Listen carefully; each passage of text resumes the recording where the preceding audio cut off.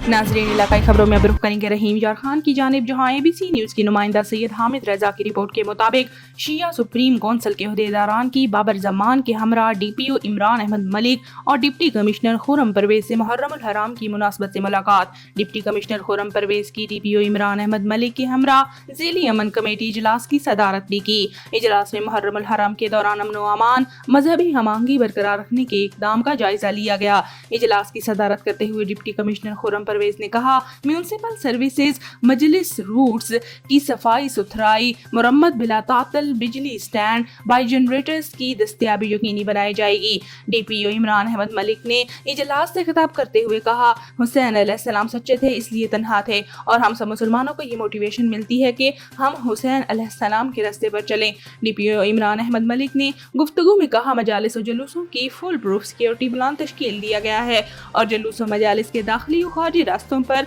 Walk through gets लगाने के साथ हर शख्स की जामे तलाशी को भी यकीनी बनाया जाएगा।